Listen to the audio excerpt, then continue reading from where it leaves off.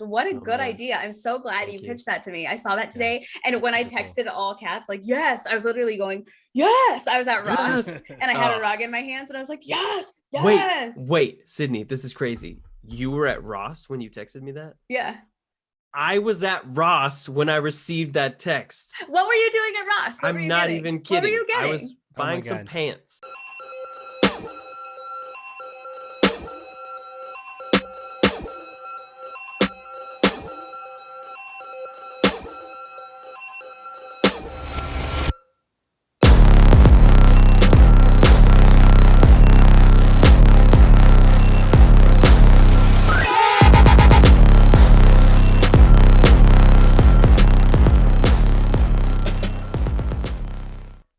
Rad. And cool. All right. So tonight is a special night. It's a fantastic night here on Growing Up Fundie. Why? Because one, not only do we have multiple guests, but they're not just any guests. They are the co-hosts of Church Jams Now. Church Jams now. Church Jams Now. Which, by the way, is that like a play on the Now CDs? Yeah, that's like where 100%. Okay. our artwork too is like the Yeah. the Wow 1998 I think Yeah. was the red one, and so Yeah. that's been like all of our branding is sort of based on the Now That's What I Call Music and the Wow Christian Yeah. versions of that. Yeah, because every time I say the title of your podcast, I want to like shout the now part as if it's one of those Yes. CDs. And I was like, Yes, it's I think working. that's on purpose. Yeah, But that's the Yes. desired effect, 100%. excellent. So tell me about it. Tell us about your podcast. How did you come up with it? How did you guys meet? How long has it been going? Feel free to just brag. I would love to Cool. introduce you to my audience. Do you guys want me to take it? Take I feel it, like kind I'm usually the mouthpiece. Well, didn't you quit yesterday? I quit every episode. I was gonna say. We actually have a Church Jams Now bingo / drinking game that we're about to release, and one of the things is when Kylan quits an episode, take a drink. Yay! That's so exciting. We have lots of parameters we've established. So my name's Kylan Savage. I do Church Jams Now with my two buddies, Josh Olson and TJ Smith. The three of us met a really long time ago at Dallas Baptist University, like 2009, 2010. We all went to school for music business, and we all grew up playing in church and listening to all kinds of, worship music and CCM, contemporary Christian music for people not in the know, Yeah. and Christian rock. And I feel like there is a lot of Christian rock from the 90s and 2000s that we grew up on that I feel like didn't get a whole lot of critical analysis. Like it was just sort of written off as like, oh, that's Christian music. You know? Right. But there were actually some bands that were doing some really interesting things in that absolutely. time. And so, 100%. yeah, so, the pandemic happened. I've been trying to do a podcast for years, and I couldn't think of anything that would be interesting enough. So where it's not just like two dudes just talking about their day, which Right. I mean, there's I don't know. I so love that many podcast. I There's love that one. So many podcasts That's that the are name just of it. like Two two dudes white just dudes talking talking. about their day. Yeah. Try being a comedian starting a podcast. Right, Super exactly. unique. So Exactly. unique. Yeah, nobody's doing that. Nobody. But so okay, this is super weird. So there's this thing like it wasn't a meme. It was like one of those trends on Facebook at sort of the beginning of the pandemic where people would like post an album that was important to them and tag 10 people. yeah. Mhm. So my father-in-law tagged me in one of those, and I started thinking about it, and I posted Two Lefts Don't Make a Right, but Three Do by Reliant K. It's a 2003 pop punk album that was like the first CD I ever bought with my own money. And I tagged both Josh and TJ, and then we just all kind of started talking about it of like, man, I don't know if this album holds up. I haven't listened to it in 10 years. Yeah. And that's where it sort of clicked of like, okay, well, we all play music. We've all played music together. We all went to school to study music. So I think we're kind of like in a unique position of being able to talk about music critically, you know? Yeah, absolutely. And what better thing to talk about than this music that we grew up on that was like, for us within the groups that we grew up in, it was just accepted, like, this is the music you have to listen to. Like, right. This is it. You right. know? And for It's people so who may formative. not know, Reliant K is a Christian band, right?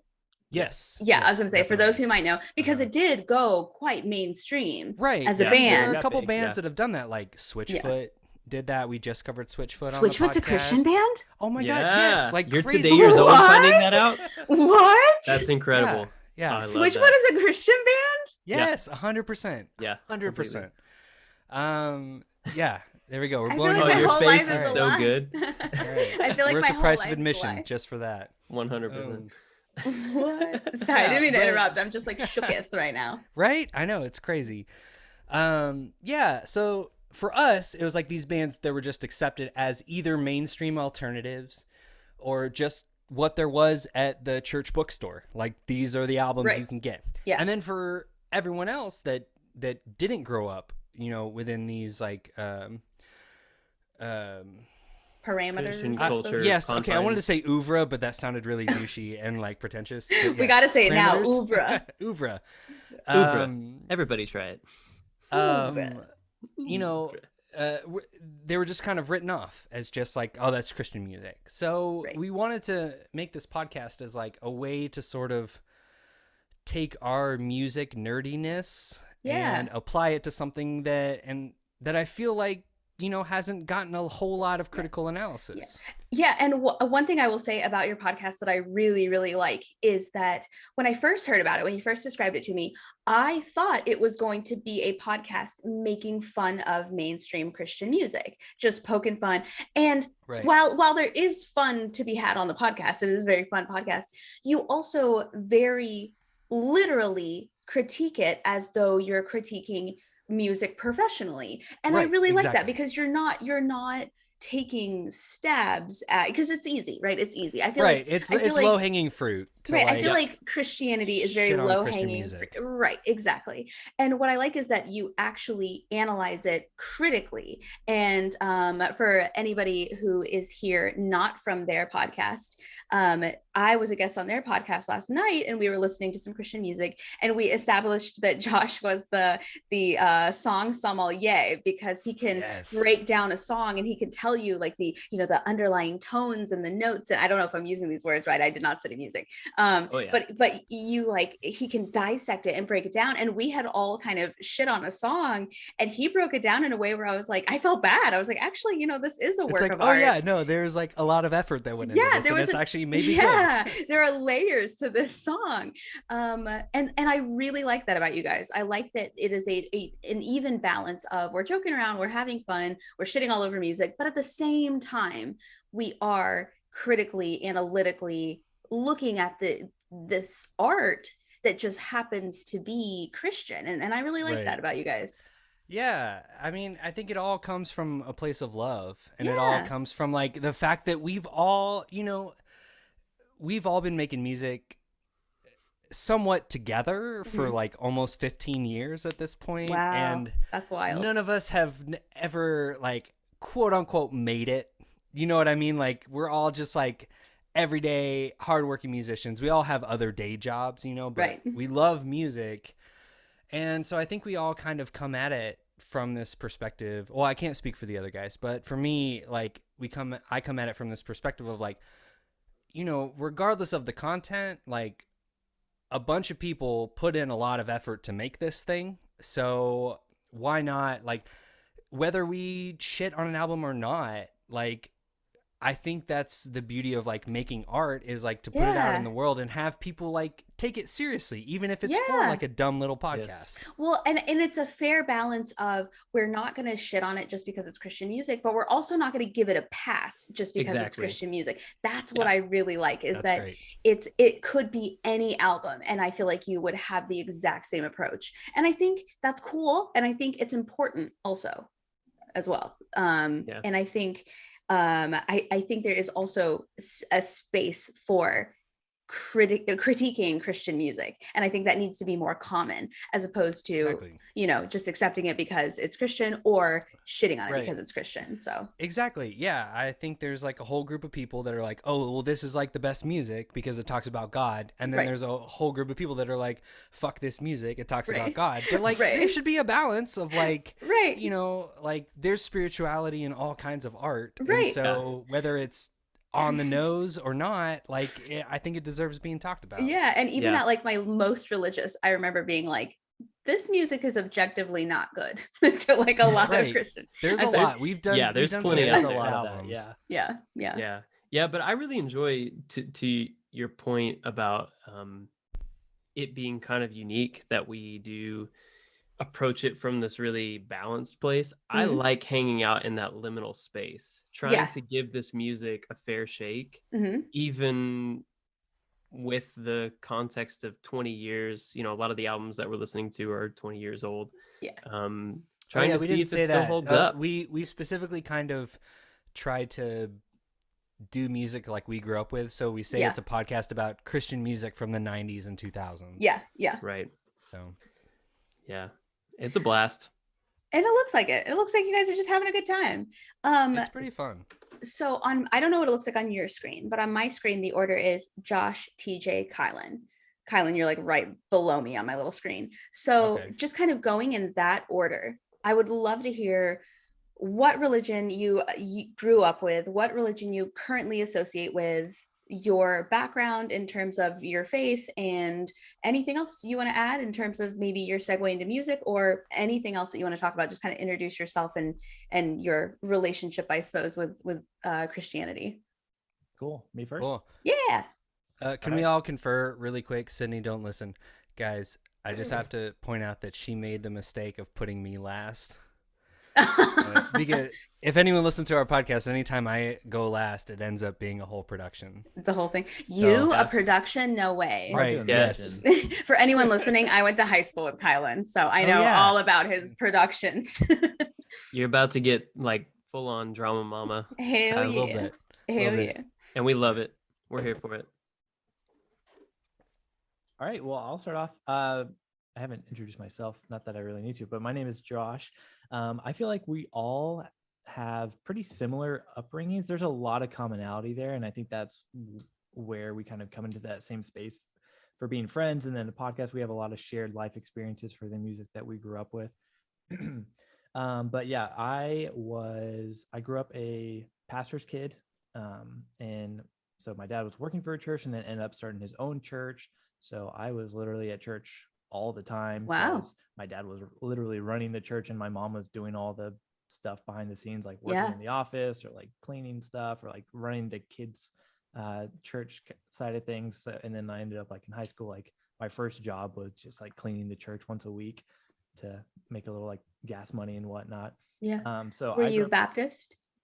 No, we were non-denominational. So I grew up in Austin, and I don't think, at least in the sphere I was in, Baptist wasn't really a big thing. I'm surprised by that. My dad grew up Baptist, and my mom wasn't really into it. So I don't think she wanted us to be Baptist. Yeah. It wasn't until I got to college at Dallas Baptist University where I was like, oh, Baptist is a real big thing, because I didn't know any Baptists in Austin. Yeah. So it was, that's wild. Was the non-denominational. I'm shocked by that. Yeah. No. Wow. I don't know if it's an Austin thing or if it was just the sphere that I was in. But do you think it's because like Austin is a little more like liberal, that it just kind of welcomes more like differentiations? Is that a word? Differentiations of and like sects of religion? I don't know. Possibly. So there may be something there, but yeah, I wasn't aware of it until I got to college, and I was like, oh, everyone here is Baptist. That's like, wild. That wasn't to me. even what drew me to the college, because I was like, oh, I like music, their music business program. It wasn't. I really wanted to go to a Baptist. Like everyone that was meeting was like, I really just wanted to go to a Baptist school, and my church has like a program because they're in the Southern Baptist Convention. I was like, what? Okay. Whoa, that's wild. Very wild. But yeah, so grew up pastor's kid. I was homeschooled for a while, and then I went to a private Christian school. So I feel like I have all the boxes checked. Yeah. Grew up to where like I couldn't listen to anything that wasn't sold in like family Christian bookstores or So nothing Lifeway. secular. Nope. And Wow. that was something I got in trouble in high school for a couple different times because I was like, I want to Well, listen to Metallica. I was gonna say, what was the contraband that you picked? A lot of it was dumb stuff, but like Metallica. I got in trouble for having a Pantera CD one time. Are you kidding? That's so cool. That's dope as hell. and Pantera are like one the of my coolest. Pantera CDs. I had a couple other ones that were hidden, but I was being lazy and just left it out on my nightstand by my radio one day, and she walked by and she just took it. At least it wasn't like Eiffel 65, like Blue Dabba Dee Dabba Die. Like at least it was something badass and rock and roll. Yeah. You know, it wasn't like Britney Spears Crossroads. Like, yeah, something a little more important in like music history. So, that's awesome. Yeah, so that was a couple examples. I had like an MP3 player where she like found. I got in trouble for like a Guns N' Roses song one time. So there's a whole story, but my dad kind of would like be like, oh, well, you can't listen to that kind of music, but here's Billy Joel that I used to listen to, or here's like Jerry Reed that I used to listen to. That's cool. So that was like a way for us to bond, like showing the music that he contraband grew up with music. Yeah, but that was a big thing that my mom and I fought about for a long time. Interesting. That was like my big rebellion, was like, I want to listen to non-Christian music. Yeah. And wow, and non-Christian music you did choose. The Pantera. That's cool. Yep. Now, currently, do you still consider yourself religious, or are you a different religion, or what's your stance now in terms of God and Christianity and stuff like that? Nope, still consider myself pretty a Christian in, I guess, the pretty generally accepted conventions. Yeah, like non-denominational. Yeah, definitely non-denominational. Has there ever been anything about religion that gave you pause? Was there ever like a moment where you were like, where you wavered at all in your belief, or have you always been pretty solid in your belief? I've always been pretty solid in my belief. I've definitely gone through phases of deconstruction, in quotes, if you will, because I feel like that's just such an easy term to throw around, but of really going through, of like hearing and a lot of like artists that we listen to that have gone through similar journeys, like Kylan, TJ, like Dave Bazan. Like I listened to like a podcast, it was called the Bad Christian Podcast, where they kind of play with those of like, we're going to ask questions that maybe normal Christians would say, like, don't ask those questions. And they had like back-to-back episodes of like Dave Bazan and then like Michael Gungor, who's like a very progressive Christian, and he like believes a lot of the Old Testament is like not literal. So there was like, I feel like there was like a big time where I was like getting thrown at like all this stuff, like, okay, like, whoa, there's this one guy who grew up believing and making all this music that he believed in God, and now he doesn't even, and there's one guy who's still like a Christian in quotes, but he doesn't believe that half the Bible literally happened. Like, so there was a lot of things I had to like work through with that. And I bet. Like, okay, what do I think about this? What do you think about like getting into like a lot of theological things? So I've definitely had phases of going through that, and kind of a pastor I know calls it like rearranging your mental furniture up there. So as a way to kind of address it. So I've definitely gone through phases of rearranging that furniture of like, okay, what do I believe about this? What do I believe about that? But never really like, do I even believe anymore? And I don't think anything that serious. It was. I don't remember it. And I think the rearranging is really important, because I think one thing that we forget, especially nowadays with like cancel culture and all that, is that people should be allowed to change their opinions, and they should be allowed to have said something and then later come out and say something to the antithesis, as long as they admit it, right? Like we all know a bunch of people who will just like say whatever's popular. But I think it stems deeper than, are you religious or are you not? I think the reasons why you believe things, what you believe, how you believe it, I think that's just as important, even if the entire time you're staying within the realm of whatever religion you're a part of. I do think it's extremely important to know why it is you believe certain things, and if that reasoning is good enough for you to make that such a huge part of your life and your identity. So I think it's cool that you were able to find somebody who supported that and was like, rearrange the furniture, find out why you're involved in this and why you support this. And I think that's a really wise thing to do. And I wish that more people would do that in terms of Mm-hmm. every once in a while, like check. Oh, it's almost like amendments to the Constitution. Like every couple of years, you just go back and you're like, does this rule still apply? I don't know, you know? Right. So I think that's cool. that's a necessary step in just for like all of us that we grew up within church, and we were just kind of like, that was what the culture we were given. It's like, yeah, everyone believes in Jesus. This is the Bible. This is like everything that you're just put in front of and expected to accept. Yes. But you have to rearrange that furniture if it is ever going to be something that you make your own. Yeah. Yeah. And I think also there's nothing more dangerous than believing something and not knowing why, whether it's religion, whether it's politics, whether it's a social stance that you have. I think I have so much more respect for people who agree with the entire opposite of me, but know exactly why, and are willing to have and are willing to have that conversation, than people who are just like, nope, this is how it is, blah, blah, blah. You know, even people who believe the same thing as me, if I know why I do and they don't, there's just like a disconnect there. So I think it's really cool. Yeah. I think it's really cool. I thought I had one more question. Oh, has there ever been a moment in your life where you're like, this is proof enough for me that God exists? Like, this is God in this moment. Good question.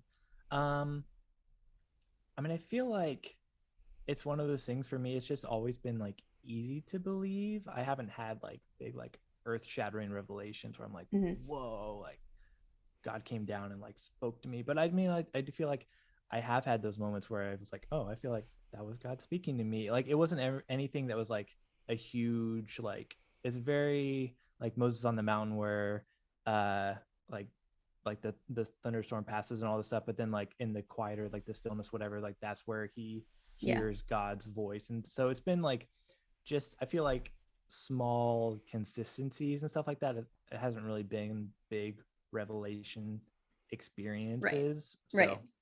God's like that, get you that Pantera CD, boy. Listen to it in my name. I hope so. Yeah. I hope so. He's like, Cowboys from Hell is a banger. Yeah. God loves Pantera. I mean, let's just like... He does. It's clear in the music they make. Right.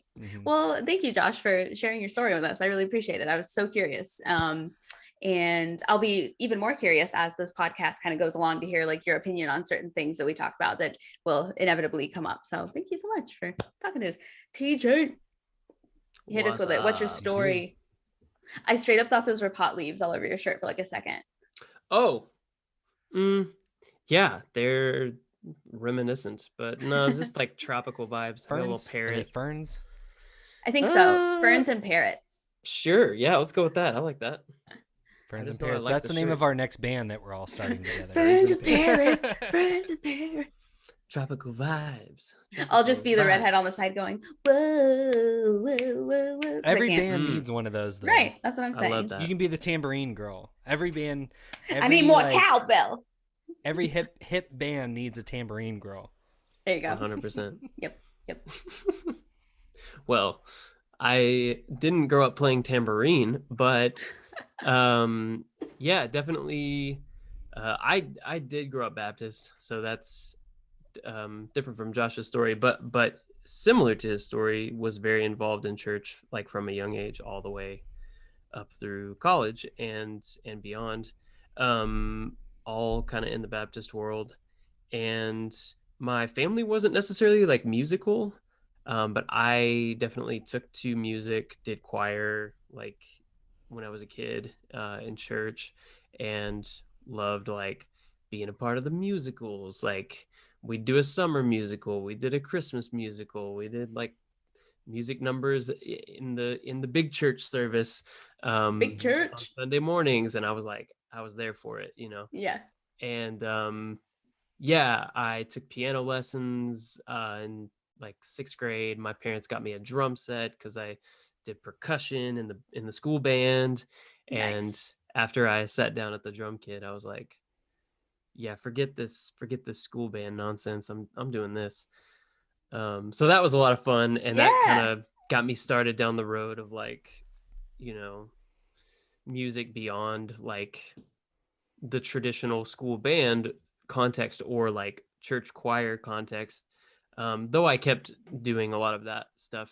but my passion kind of landed squarely in being in a band, and was just in a lot of bands with buddies of mine all through middle school and high school, and then into DBU, played in some bands. We went to Cornerstone Festival a few different times. If anybody knows what Cornerstone is, I've it's heard like of the it, but I never Christian got Woodstock. to go. Yeah. It's the best. Cornerstone was rad. It was just Christian Warp Tour. Did you drop acid? Pretty much. Oh, I wish. No. No, we but worship Jesus. There were probably lots of people doing that, actually. I feel like that would be easier on acid, though. Just saying. Probably. Yeah. But so did the kind of like Christian band thing for a while. I think for me it was a really pivotal component of my faith for a long time, because there were moments where I was like, well, even though I grew up in like a conservative Christian place in like small town Texas, there were still plenty of kids that were like too cool to be like the real deal Christian.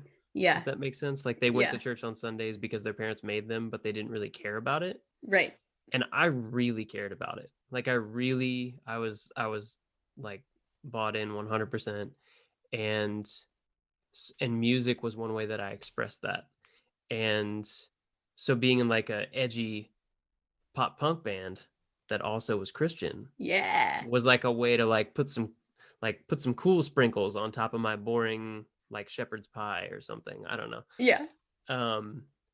What one might perceive as a boring shepherd's pie. I was going to say, I love shepherd's pie. I don't know what you're talking about. It's delicious. Yeah, absolutely. Like let's like carve into one and eat. Well, we all know that the Zoom one thing session. shepherd's pie is missing is sprinkles. Right. True. That's true. Yeah, it's like it only improves it. They're spicy sprinkles. They're like tagine Chipotle. or whatever. How do you spell it? Yeah. How do you pronounce that? Tagine or tahine? Yeah. I've only ever read it. Sorry. Spicy tahine sprinkles on your shepherd's pie. So being in a pop punk band was that for me, and it was like, oh, I'm edgy, and I'm Christian. Cool. Oh yeah. And went to DBU, got to know Kylan, and then Josh through Kylan, and we made a lot of goofy, awesome music together, and it was a blast. Yeah. And since then, so grew up Baptist, so to come full circle, I 2013 to 2015 I went and lived in Paris, France. Wow. And that was with a missions organization. You broke up my band, which will remain nameless. Yeah, I'm so sorry about that. I just had to go tell everybody about Jesus. And during that time, that was kind of where things changed for me. I love your phrase.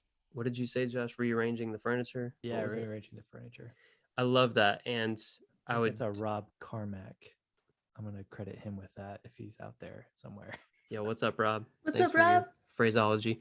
I'm going to take it one step further for my story and say the term I like, which is similar, I think, is spiritual composting.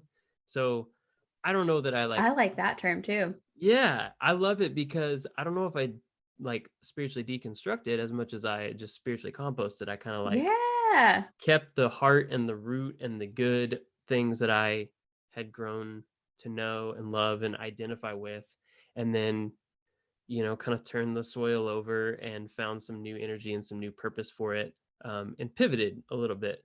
So while I was in France, I was working mostly with immigrant people from West Africa who largely identify as Islamic. And the more and more I talked to them, the more and more I realized they were some of the sweetest, most wise and intelligent people that I'd ever met in my life. And I was like, you know what?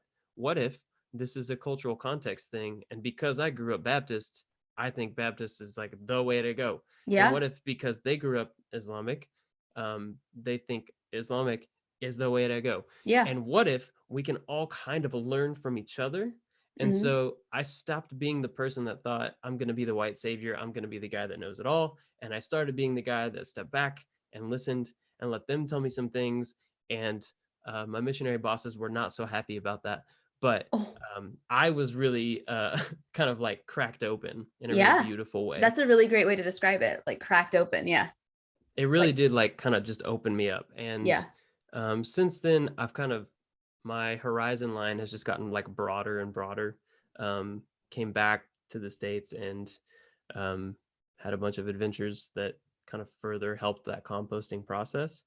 And now I would say I identify as like kind of a Christ leaning mystic that really loves being an outlier and really appreciates a lot of the wisdom that we can gather from many faith traditions. Yeah. So would you Um, say that your belief is more in the being and less in the like traditional actual actions in Yeah, I terms of think like what will get you to heaven? for sure. Yeah, I think Willie Nelson put it really well when he said, "God is love is God and God is love, and that's all you need to know." Yeah. Yeah, that makes perfect sense. So What you're describing, one of my favorite moments ever on this podcast was I was talking to a pastor, and I asked him, we were talking about religion and stuff, and he's one of the most educated people I know. I've known him for years. And I asked him, how do you know that Christianity is the religion? Because, you've been all over the world, you've talked to all these people, like, how do you know that Christianity is it? And he said, probably because I'm from the South. And I was like, what? Yeah. And he goes, yeah. He's like, if I was raised somewhere else, I'd probably think that was the right way to go to. He's Sure. like, and I just, that honesty from somebody that's who really was like a beautiful. religious leader, I thought was so cool. He was just so open and honest about that. And what you were talking about very much speaks to that idea where it's easy to go with the option that everyone around you goes to and your culture caters to, and of course you're going to believe that's the real way to go, right? And of course other religions are going to frown upon yours, right? And other cultures are going to frown upon yours. And so I'm glad that you had like such a beautiful experience talking to people who were the antithesis of what you had believed. Yeah, and I love the idea of mysticism as like kind of the people that hang out in the borderlands, in the liminal space, in the outlying places between faith traditions, because there's mystics in all different like faith systems. There's mystics in Judaism. There's even like mystics that have come out of conservative Protestant Christianity. There's mystics that come out of Catholicism, out of Islam, out of Buddhism, like you name it, there's a mystic. And so I love that that's like this connective tissue that kind of like binds all of the different traditions and all of I the love different that connective tissue. I love that. That's good. What a description. TJ is on Church Jams now. TJ is our poet laureate philosopher. We call him Professor Philosopher. Professor Philosopher. Yeah, he's a very eloquent individual. I don't know about that. I'll take the term because we do. It's very armchair. The armchair poet laureate that of the podcast. Man, Sydney's just given everyone new titles. We got the song sommelier, we got the podcast poet laureate, and I got to come up with something for you. Okay? The asshole you went to high school in the douche.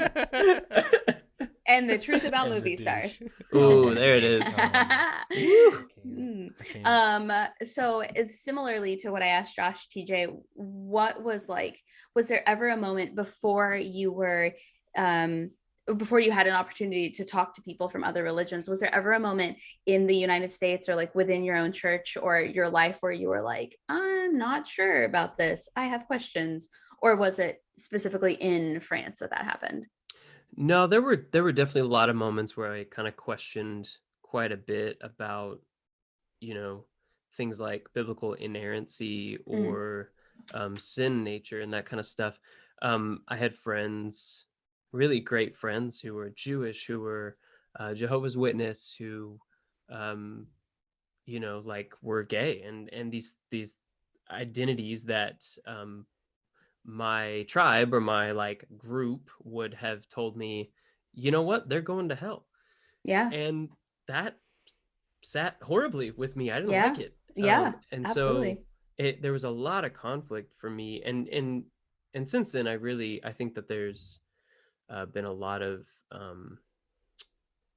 really good books written and kind of scholarly material on how to hold both like a a very strong Christian faith and honor those in all different identifying contexts. Yeah, like that. absolutely. But for me, that those were moments before kind of there were resources for something like that, or definitely before anybody in my community would have guided me toward resources like that.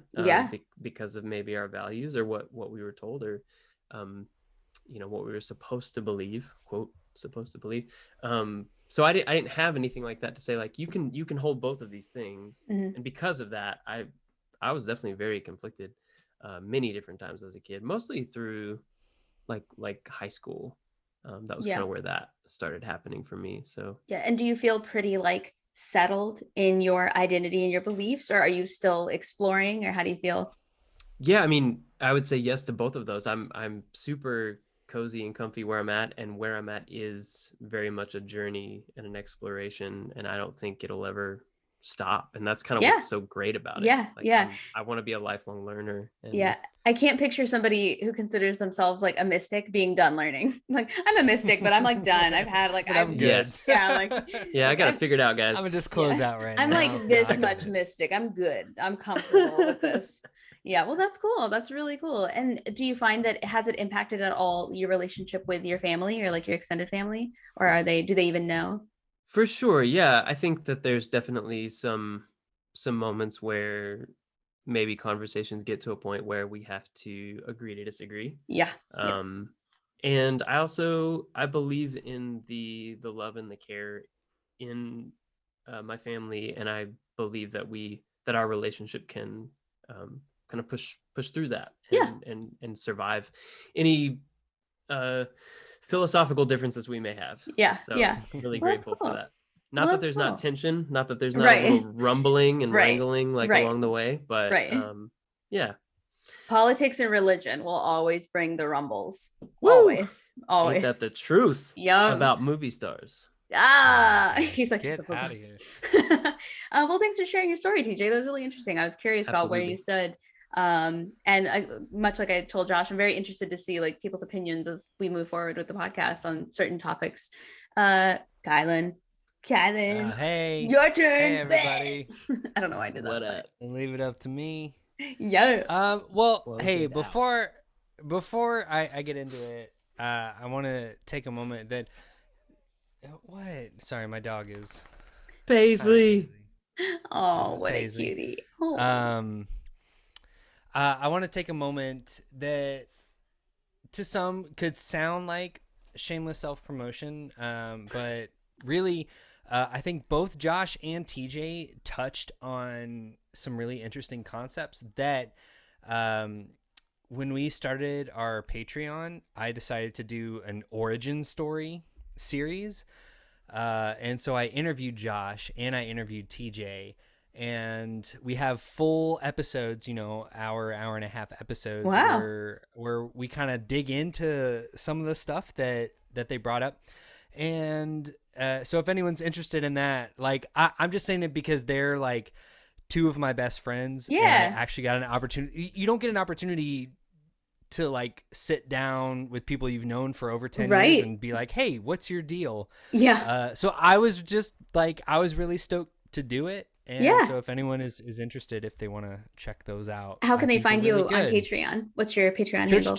Church Jams Now podcast. Perfect. You heard it here, ladies and gents and other friends. Yes, Church Jams Now. It's super cool. So if anything that either of those guys said piques your interest, as it did mine, you should check it out. Because they're two very eloquent, incredibly articulate men that I love hearing talk. So that's our if anyone other else band. does, Incredibly articulate men. That's not a bad name. That's your secular band. Right. And then he gets leaves. And bye. See you later. It's his turn. He's gone. I have ADD, guys. We will do an episode where we interview Kylan as well, for the record. So there will be that. Good luck. You should interview me about Kylan, and I'll just tell you what I remember from high school. Yeah. That might be a good Patreon. That's like my side commentary, where he's like, I was really a serious artist. I'm like, meh. Oh no, we should do an episode. We should do an episode where someone interviews me, and then we'll do a full commentary, like you see in like on With like Sydney. DVDs, Like a director's cut. Please. Exactly. I'm like, okay, I so need this that in is my some life. bullshit. Ever. This right here is some bullshit. He's wrong Yeah. about that. Yeah. I'm wrong about a lot of things. Okay, so here we go, everybody. We all ready? We all limbered up. Kylan. Yeah. Okay. So, a little bit about myself. I grew up primarily in the South as well. Born in Texas, moved around a lot, but spent most of my time in the South. Very, very, very Southern Baptist. I have a lot of religious trauma specifically related to. There were a few years I went to the First Baptist Church of Fort Lauderdale. Mm. And their big thing is they do a Christmas pageant every year. I think they just did their 30th or whatever, and now I think they're done with it. But it was a multi-million-dollar production. Holy moly. That was shown in like 35 countries. The first half of it is all secular secular Christmas music and like big production numbers, people dancing. There's like an ice skating rink on stage at one point. And then, yes, it's a whole thing. And then the second half is like the story of Jesus, but told there were over 30 live animals on stage. It's like, I mean, Wow. it's a massive fucking thing. And we would start as a church, we would start rehearsals in like August of every year. It was like a whole thing. Yeah. Wow. Really gets so you in the Christmas spirit. Yeah, it does. right. Yeah, so I grew up in a lot of like mega churches. Yeah. Yep. And Did you ever like travel to see Benny Hinn the way that I did? oh yeah, well he came to. A lot Oh, that's of right. churches. I guess if you already Yeah, went to the yeah. mega church, you didn't have to We travel. already went to the He mega came to churches. you. Yeah. I lit- remember thinking it was so cool when I Yo. was like 10 years old. First Baptist Church Fort Lauderdale. Dave Thomas, the founder of Wendy's, went there. Jeff Gordon, the NASCAR driver, went there. I was like, Holy crap. this is really fucking cool. Yeah. Rubbing shoulders with some real celebs. Yeah. Yeah. I'm sure they loved it when I played Gilligan in the first act of the Christmas pageant. Who's Gilligan? It's wild. It's from Gilligan's Island. It's a whole thing. Literally, it was from Gilligan's Island. I was like, that's the only Yeah. Gilligan I know. Yes, I was Everybody Gilligan thinks one of- year. My He sister was- was Annie from Annie. They were present at the birth of Jesus. Why? No, it was the first half, which was secular. Yeah, It would take literally like 3 hours with like yarn and index cards to like explain what this Christmas Like pageant the was. felt boards to really Is it- bring it back Yes. to like. But Is if it you like just look up- watchable? Is it streamable somewhere, like YouTube? There or- are There's some some YouTube of them- videos. Yes, I've none of seen the ones some. that I was in, but you can look up on YouTube. I mean, it, like I said, multi-million-dollar production. Yeah. every year. Wow. That was like what this church was about. So crazy. So yeah, I grew up in a lot of mega churches. For as long as I can remember, my mom was on staff at a church. Always like in the youth group, always assisting to some extent with the youth group. Until so in high school, when we moved to Arkansas, or I guess 8th grade for me, she was on staff at Church of Pinnacle Hills, which was a satellite church of Oh, First wow. Baptist Springdale. Yeah. Yeah. There was some drama that went down, and I guess as a family, we were like, nope, we're going to be non-denominational, which is Diet Southern Baptist Right. in Arkansas. Yeah. At least in Northwest Arkansas. Like, a lot of it kind of came about from people that were Southern Baptist that I guess wanted Peacing to out. dance. I don't know. They didn't want to sit in the back row anymore, Kylan. Right, exactly. Nobody puts baby in a corner. That's true. Nobody puts Nobody Nobody. puts the Baptist in the front corner. Yeah, so I was always very musical. Like I said, being involved in the Christmas pageant, I was always in choirs, vacation Bible school, did all that. Like TJ said, with his church, my church did a lot of children's ministry musicals that are insane to me now when I think back on it. I was the lead in a lot of those. My favorite was Splash Kingdom, which was about a group of people that are trying to get into a water park called Splash Kingdom, which, guys, check it out. It's a metaphor for heaven. I thought it was going to be Wendy's. No. And I played a surfer named Dewdrop, who was really cool, who didn't love Jesus, but then loved Jesus and got to boogie board at the water park. Oh, yeah, Dewdrop. Listen, if that's what the real heaven's like, I will go. I'll do my best. There is, I'll get there. In East Texas, off of I-80, before you get to Canton, there is a water park called Splash Kingdom. I thought there was. That was my first thought. I was like, isn't that real? Isn't that a real place? Yeah, they ripped that out. Infringement. Is it like a Christian theme park, or is it just by chance? I don't know. I've never been. You've never gotten into Splash Kingdom. You need. I have not. Even after being Dewdrop. You need to fix your life. Learn the lessons from Dewdrop. Right. I'm trying. I do have that on VHS, so that might be if enough people bully me on the internet, I might release it. But nobody would know how to watch it, so you'd be fine. That's true. Right. That's true.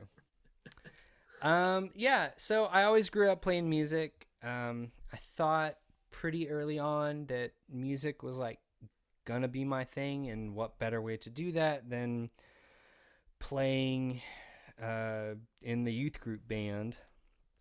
And I actually, when I graduated high school, I was at sort of an impasse because I did a lot of, Sydney, as you know, I did a lot of like forensics and drama and things like that.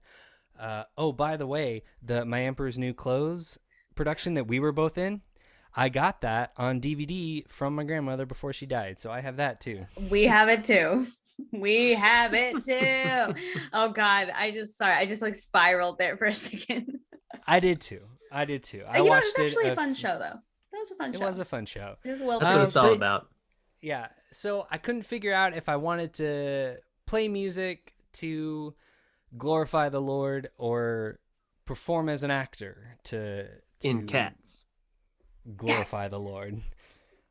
So I almost went to school for theater and decided very last minute there was a school in Florida that was specifically a year-long program for worship leaders. And so I decided to go there. I graduated high school at 17, so I was still like really young. Yeah. But I went to school for a year to like be a worship leader. We did everything from music theory, songwriting, music production, all the way into like, wow. We took classes on debate, on apologetics, on speech, on monologues, like all this kind of stuff to like prepare you to be like a megachurch worship leader, which I thought at the time was like super cool. You would have been the best one, man. Yeah, man. Well, I would have, but this is where sort of my problems kind of come in if we got it. Cut to modern day. But before that, then I went to Dallas Baptist University to study music business. Josh was my roommate in college. That's how we met. And y'all are still friends? That's amazing. Still friends. That's quite the feat. Yeah. It's because Josh is just like a super chill dude, and I'm like a manic pixie dream goblin. Girl. Yes, I am a manic pixie dream girl, and he is Orlando Bloom. Yeah, so I met these guys, started playing music. I started leading worship at a church, and then so I left DBU after a year, and I started working at a coffee shop. And I started meeting some people and hanging out with some people, and weirdly got involved with the theater department at SMU in Dallas. That's cool. I never went to SMU, but like was friends with a bunch of people that were doing productions there, and for like student productions, if they needed music and stuff, like I would get involved. And so then if we're talking about sort of the progression of faith and my views on Christianity, I met some people through there that, like, you know, I had just come off of going to school for being a worship leader, and I went to school at a Baptist university. I was on staff at a church, and I got screwed over a lot, like financially and stuff. And that's neither here nor there, but I was just sort of in, like, not the greatest place. And I met, and this sounds wild in 2022, but I was 20 years old and I met gay people. Yeah. Literally. I met actual people who identified as gay. Yep. And for some reason, something in my brain just, like, switched of, like, because my whole life I was raised, like, love the sinner, not the sin. Yeah. Right? Yep. That seems to be, like, a pretty big tenet in a lot of, like, Southern Baptist or modern evangelical Christianity. Right. Is love the sinner, not the sin. And for some reason, I couldn't necessarily, within myself, like, reconcile the fact that, like, I genuinely love these people, but this thing that I was raised my entire life, I was raised to believe that being gay was a sin. And so if love the sinner, not the sin is true, then either I don't truly love these people and I'm okay with them burning in hell for eternity, or I don't necessarily believe that that is true. And things kind of spiraled from there, of, like, of putting in, like, a real world example of one of these things that I was raised my entire life to believe. In the years since then, I honestly don't know how I identify, because I sort of did the whole quote unquote deconstruction thing, and, like, have all these problems with, like, the modern American evangelical church, but I don't know where I land in terms of all of it, because I kind of personally believe that theology and philosophy and religion and the ability to discuss all these things and figure them out, to some extent, is a little bit of a luxury. And I got really into my job. I worked service industry for 10 years. I was, like, homeless for a little while. Wow. Like, on purpose or on accident? No, on accident. I've done a bunch of different things. And at the end of the day, as, like, I have a kid I have to take care of. I have a wife I have to take care of. I have a mortgage I have to pay. I don't know if any of this stuff necessarily affects me day to day. So I don't know if I can necessarily, if I have the mental capacity to, like, dig into it a lot. Not that I'm not willing to. Yeah. Does that make sense? It's just, like, it's not, like, a relevancy in your life at the moment. Yeah. I think at some point, I'll sit down and, like, figure it out, maybe read a bunch of books, have conversations with people. Maybe it'll be the day that, Kylan, like, just reading a bunch of books. just like a montage. That might happen. It just shows him at an old library, like it does in the movies, where he's like, yes, like, it's like National Treasure. I'm, like, figuring out, does God exist? Yeah. And maybe it'll be, like, the moment that your daughter is, like, 12 and asks you what you believe. Right. Maybe that will be, like, the drive. Whoa. You know? Exactly. I love that. I mean, yeah. So yeah, like, at this point, I don't know where I stand. I mean, I know it's kind of like, but it doesn't affect me day to day. Right. Right. I don't get any of my value or self-worth necessarily from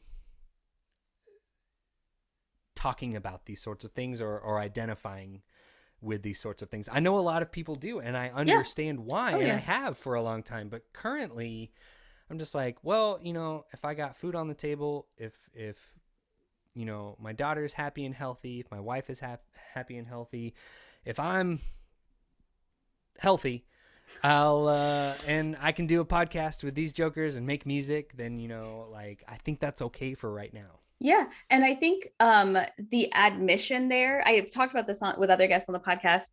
I think the admission when you don't know something is just as important, if not more important, than knowing the thing, if that makes sense.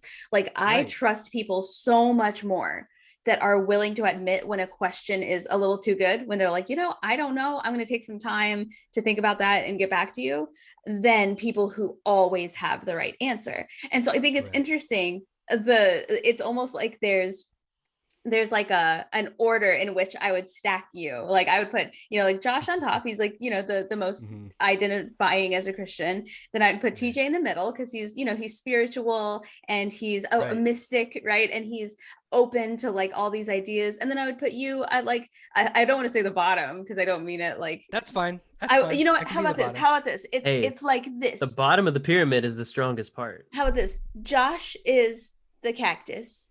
TJ is the T-Rex. And Kylan is what's over there? Kylan, you get to be one of those really cool glass birds. You can't tell, but it's a glass bird up there. Perfect. Listeners, Sydney has an impeccable backdrop with all of these amazing visuals behind her. Thank you. Oh, artwork. Can we just take a second to say, before we all started this podcast, we have our group chat, and TJ was like, "Hey, are we doing video or not?" And we're like, "Yeah, sure, let's do video." And he said, "Yeah, I think I might want to put a blanket up."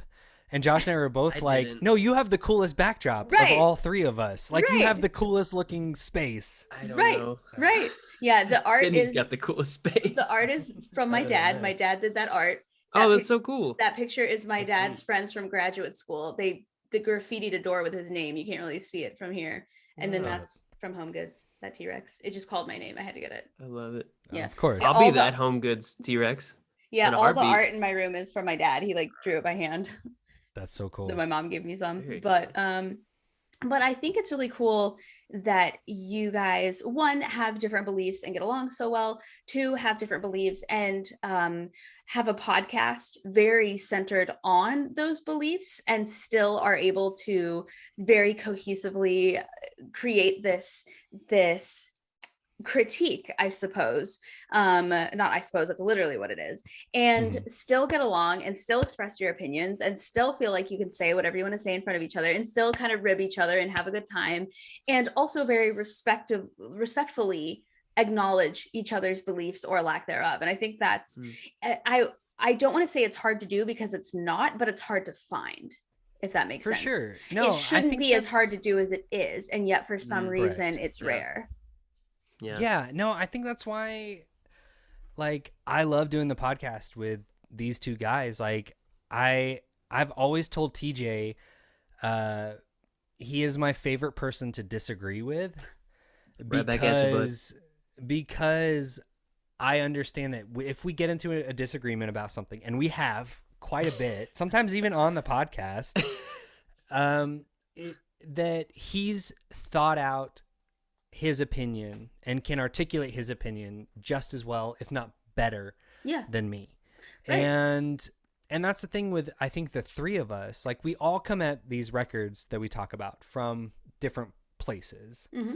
But I think it comes down to sort of mutual respect, which, I feel like a lot of times, not just, I talked about earlier, like, with these Christian records, there's like a group of Christian people that were like, no, this is the best music. And then everyone else just sort of wrote it off. But I think just sort of in general, in terms of like, whether you're religious or not, I think there is like such a huge divide. Yes. At least, like, I mean, if you pay any sort of attention to like Twitter and the internet, it's so easy to just like write people off for opinions that you don't agree with. Right. But I think we are kind of a pretty cool example of, mutual respect and love. And absolutely. Even when we disagree, we all agree that, like, hey, you know what?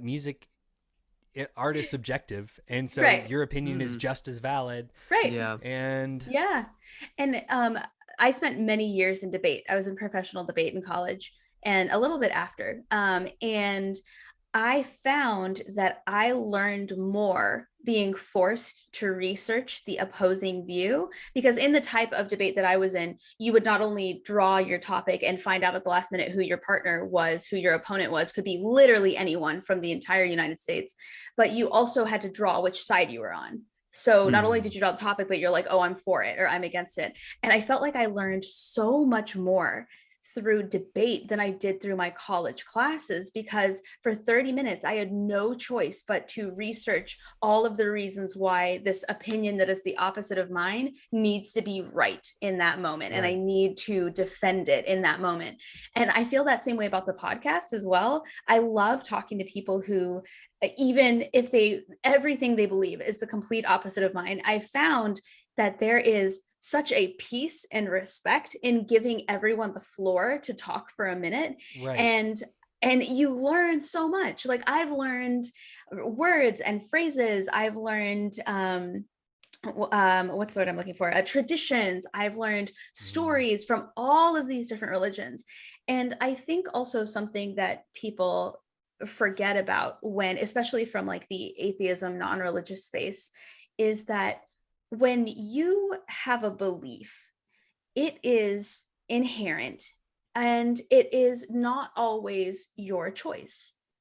And I think we forget that in a lot of these religions, especially ones, in across the world in other countries, the consequence for not believing is very terrifying, and it's long lasting. And I feel like every religion has a form of torture for the non-believers. And so of course you'll believe that, of course you'll, if your survival depends on it. Right. And it's like the coronavirus, when they're like, stay inside and you won't die. You're like, okay, done, staying inside. Like, I believe that. Right. Like, if the rule book tells you, like, chapter 1, do what this says and you'll be okay, of course you're going to do it. Right. And yeah. And I think, and I don't say that at all to invalidate beliefs in any way. I say that more of like I approach it with so much more of an understanding from where people are coming from, because in their culture, in their country, in their language, like these are the rules. And I think if we approach religious people like that, and if religious people approach non-religious people like that, I just feel like there's so much better of an understanding of where everybody's coming from. We're literally just trying to do things the right way. And a lot of us just disagree on what the right way is. We're all just trying to be good people. And even if some religions, good people don't necessarily do the nicest things, right? Like, some of the rules are kind of fucked up in other countries. At the end of the day, we're literally all just trying to do things the right way. And it is painful to know that people we care about are not doing things the right way. Right. Well, and spirituality is so like deeply personal too. Yeah, it is. And that's what I love about, what you're talking about, Sydney, like having these conversations, whether it's on a podcast or just over a beer with a friend or whatever, or with a stranger, regardless of whether they overlap with your beliefs or not. And in fact, especially when they don't, how beautiful to just like be present with someone. Yeah. To really engage with them, hear what they deeply believe, and try to honor that, try to love them in that way of just listening, like actively listening, really appreciating what they have to share, and finding a way that you can relate to it even if you don't agree. Right. You can still relate even if you don't agree. Absolutely. So in my classes, in my storytelling and stand-up classes, we talk about 3 types of relatability. You relate because the exact same thing happened to you. You relate because something similar enough that reminds you of that happened to you, or you relate in that it's your worst fear to be like that person, and so you don't want to be like that person. Usually we're talking about like self-deprecating humor. Yeah, you relate in that that's your worst fear, and you can live vicariously through them. And so I feel like all 3 of those forms of relatability apply when you're talking to people about religion, about politics. Absolutely. And I think there's such a gift in being able to literally look somebody in the face, even if it's over Zoom, and be like, what is your life like with those rules? Like, what is your day like?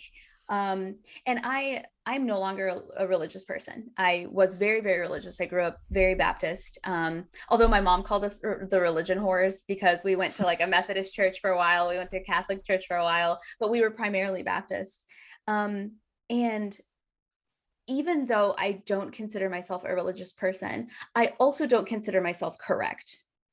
I'm not one of those people that are like, oh, like atheism is the way. I don't even use the word atheist to describe myself. I would say secular, because I haven't seen enough evidence to support that God does exist, but I also haven't seen enough evidence to support that he does not exist. Right. And so I think if everyone who adheres to a certain belief and makes it so much of their livelihood is willing to admit that we have no way of knowing who is right, that would change the conversation. Because again, I don't consider myself religious, but I also don't consider myself right. Josh? Does that, you calling yourself secular, does that differ from you calling yourself agnostic? Like, is there a difference in how you define those two? Yeah, so, that's a great question. Yeah, that is a really good question. So I have heard the definition of agnostic is very similar to that, where it's like, I'm not quite sure. I haven't seen enough evidence. I think the difference is I'm not quite settled yet. I feel like in order to call yourself agnostic, you have to be like, yep, this is me.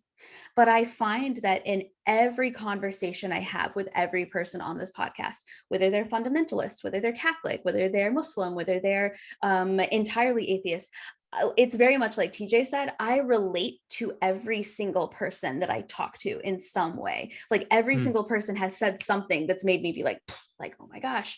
And so I think the end of that journey might be the title of agnostic, but I'm not there yet. If that, like, I'm still willing to have my mind changed. You're on the mysticism side of agnosticism. Yeah, exactly. Like I'm still completely open to having my mind changed. And I wouldn't be surprised at all if one of these days I interview somebody that just like changes my life, where I'm like, that checks all the boxes for me.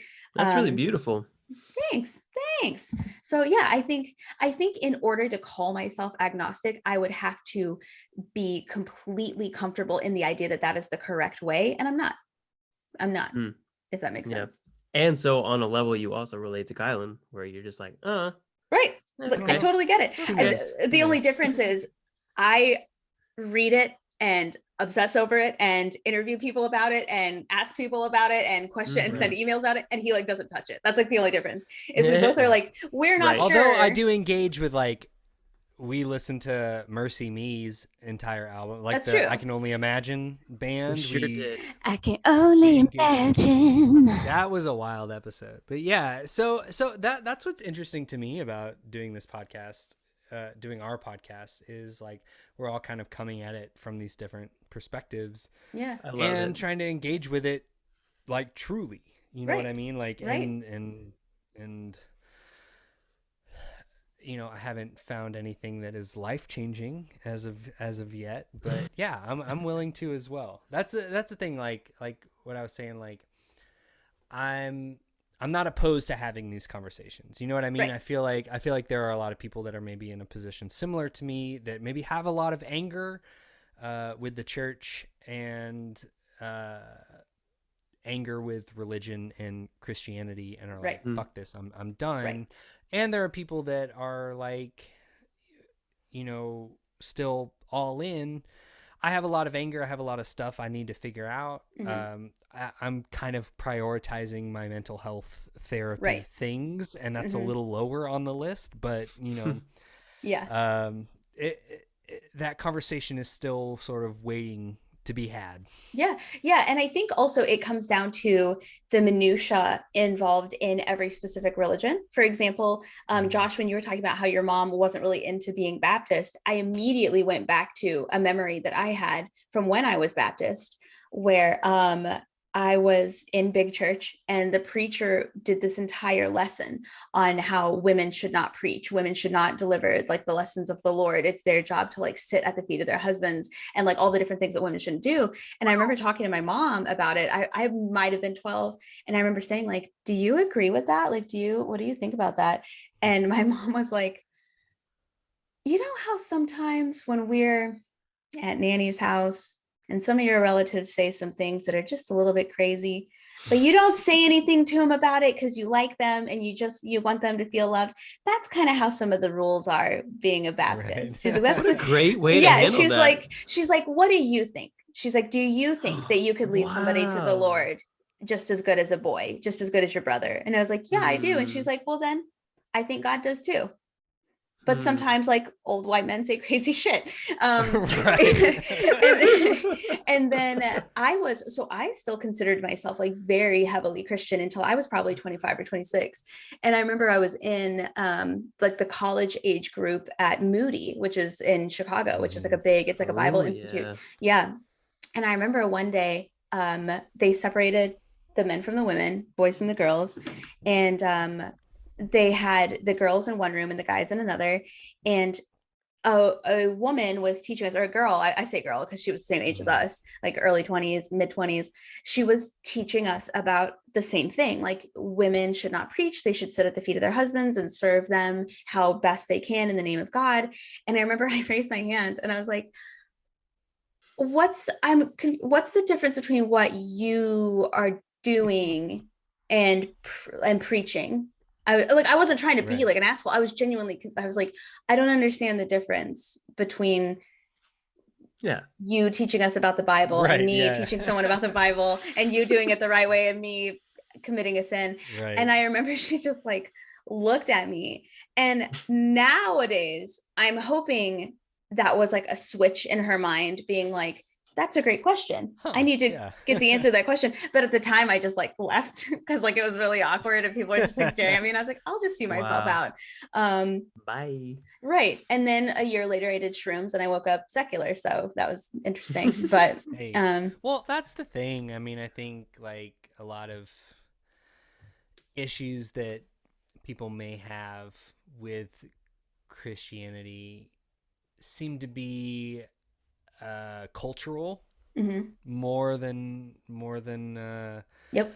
the actual content, but we've gotten to this point where it's like, well, I mean, why the fuck would I engage in this content if they're the people that are saying it are also saying all of this awful shit, right? You know? Right. And yeah, I think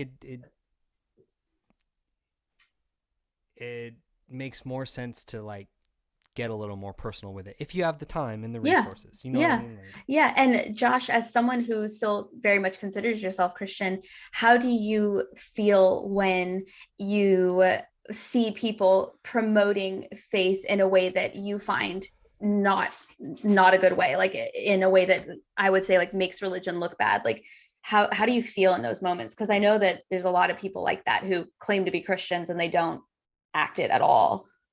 Oh yeah, I mean, I definitely disagree with it, and you don't like seeing it. It's just like, I mean, maybe even on a deeper level, but I mean, anything that you would champion, like, I don't know, you could say, I know the Mavs had an incident where one of the fans was treating a member of the other team's family like really badly, and like that's something you're like, hey, I'm a Mavs fan, but I don't agree with what that Mavs fan is saying. Like I would treat you with respect. Like I can't remember who it was. But that was something that happened recently. So it's kind of like that where I'm like, I mean, I think we're kind of on the same side, but I am going to side, like, I don't agree with either what they're saying or how they're saying it. Like a lot of times it's like, maybe I do agree with what they are saying, but that's not how I would say it, or that's not like, because I mean that's a big thing in the Bible where Paul talks about like, if I do all these things but don't have love, like then I'm a resounding gong. So you're like, it's a whole Westboro Baptist where you're like, there's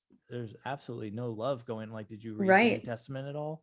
So so I think it's just like trying to figure out where, or I mean, so there's a lot of stuff that is done poorly and wrongly, and I mean, you can see a lot of us have personally had those negative effects, or like seeing how that negatively affected other people from like how that was like told to us or something like that. So I think you can still be in that space where you're like, I don't agree with how you're doing that, but I kind of agree with why you want to, or I think I've learned to approach it with a little more grace, to be like, I understand, like, you do want to help these people, or you do think that saying this will help, like, will that God wants the best for these people, but Mhm. you're not doing it in a way that is communicating. It's a little Yeah. clueless. Like Yeah. unsolicited. Yeah. Read the room. Yeah. Yeah. Yeah. Read the Yeah, room. interesting. Have any of the three of you found that your stance on religion has negatively impacted relationships with people that you'd known for a long time? Like Josh, I'm curious if anybody's ever found out you were like Christian and like treated you different after that, or anybody like. Not really. Honestly, I've been in a pretty big bubble my entire life. Well, and I feel like And not Texas, even- it's like allowed. Yeah. Yeah, well, not even like by design too. I feel like because I was just like, I was like, it's one of those things too where like as you are a Christian, you're like supposed to be like, I'm supposed to be a witness for the Lord and doing all this stuff. But then it's like I went to a private Christian school, and then I went to a private Christian college, and then I worked at that private Christian college for a long time, and I was at church. I was like, all the people I interacted with were either like at church or at my work, which was a Baptist Church. university. Yeah, Yeah. I said church extensively. Yeah. Or were people that I went to the Baptist university with when I was a college student. So Or then yeah, then you became friends with us, and we're very gracious. That's funny. we were like all in the same Oh yeah, kind of yeah. like mental space. Yeah. So I mean, but no, not really. So Yeah, well, that's good. It's been pretty. Yeah. You're like, I'm pretty comfortable where I'm at. I would think I would accept it well, but I can't really be like, I can't tell you like, yeah, this person really hated me after they found out I was a Christian, but you know what? Yeah. I love them anyway. Yeah. I remember one negative comment I ever got back when I was like still very actively Christian. I had mentioned somebody that I had just met, and I was like, yeah, and I think we're gonna like go grab lunch. And I literally just met them. This was in college. And somebody else was like, oh, so-and-so. So I bet you're a Christian, right? And I was like, oh, Wow. And the more that I got to know that person they were talking about, the more I was like, oh, they do things the bad way. They do things like other Christians don't even want to associate as a Christian with this person because they do things the judgmental way. And so I was just curious if you'd ever had that experience where people were like, oh, like he's a Christian. So like, None that I can think of. so we can't like watch anime around him or whatever they do. Yeah. Josh is just too cool. He's too cool for Josh anybody to not like Josh him. is like too chill. And Like, you know, it turns he's so out chill. I try to be. yeah, I was gonna say, and they make lots of big titty anime in the name of Christ. So, you know, it's like true. they do. You can find it. It's like what's that law where it's like no matter what it is, you can find it on the internet. Rule 34. Yep. So But it's rule 316. You can also find anything on the internet that is sexual and related to the Bible. there you go. Rule 316. Did you Kylan, coin that, Kylan? I did. I was gonna say, I think you just made that up. You need to Yeah, get I that did. tattooed on your ass right next to your I will. YouTube lyrics. Right next to all You're gonna the run out YouTube of lyrics. space on your And those ass. Newsboys. I have a tiny ass, guys. I don't have that much He's room. like, he's like, Running out of listen. room, bud. He's like, I don't have enough ass as much I as. don't. No, you laughed really hard when I asked about the relationships. Yeah, you know, there's a lot of people in my family that are still kind of how Josh would put it, are Mavs fans that wouldn't necessarily interact the way that you would. They're antagonizing the other team. Yeah. So, trying to figure out how much I want to get into this. Yeah. You know, You're like, my fuck it. aunt's a bitch. Yeah. So my mom, like I said, has always been like on staff at a church, and my sister is married to a pastor, and they are very much within the modern day Christian oeuvre. Oeuvre. Oeuvre. Brought it back. Hey, back. You know it. I can always do a callback.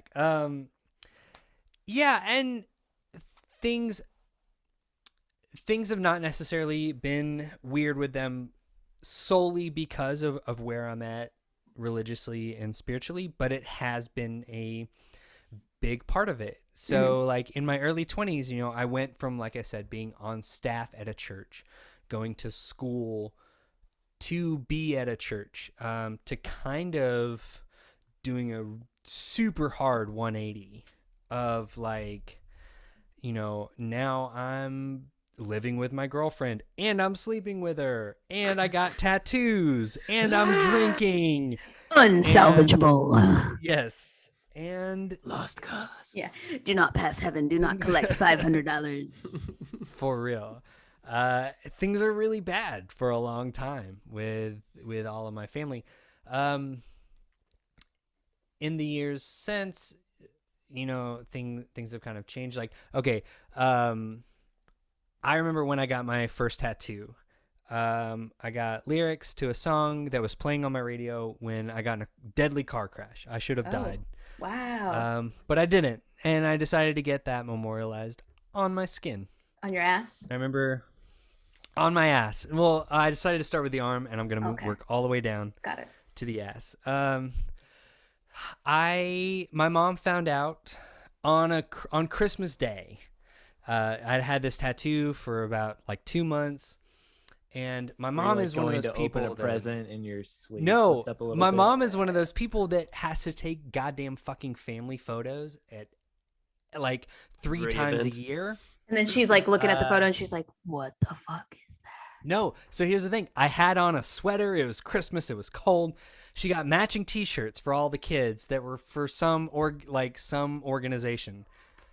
And I was like, okay, I got to put on this t-shirt. And she started to take a picture and saw this tattoo. And she's like, what is that? And, I would have just pretended like I didn't know either. I'd have been like, what the fuck? Like, what the? How did that get there? Nice try putting this on me. Haha. I must have fallen on a tattoo needle. Oh, God. She saw it and walked off and didn't speak to me for 6 weeks. That's what my mom did when I shaved my head. Was just like so angry. It was like, if you get a tattoo, you worship the devil. You're not a Christian anymore. Cut to like 5 years later, I take my mom and my sister to go get their first tattoos. So like those things are like sort of always evolving. Exactly. Yeah, people should always be allowed to admit change. Now, if they pretend like their reason for doing it is different than yours and they're better. Oh no, they both got Christian tattoos. They both got Christian tattoos that are like Bible verses. Did they get the little fish? Lyrics. The little fish. My sister got like "It Is Well," I think the lyric from the hymn, and my mom got the logo for the Christian nonprofit that she started. It's wild. That fucking crazy. What I would do is at Christmas, I would have everybody go to get a picture and then just be like, what is on your body? I should have. I really should have. But way to bury the hatchet, you know? Yeah. Well, I continually try to bury the hatchet. The hatchet keeps getting pulled on up. Yeah, I'm contemplating getting my first tattoo in a couple weeks, and I'm just like, the number one thing is like what my parents are gonna do when they see it in a year and a half, you know? Yeah. Well, hopefully, I mean, if you get U2 lyrics on your ass, they're not gonna see it. So we're close. We're real close. We're from Arkansas. What do you expect? They're gonna see it. Exactly. So to kind of like round this out a little bit, TJ, you had an announcement that was super duper cool, and you have given me the privilege of announcing this on my podcast. Tell us about it. It's true. Tell us what it is.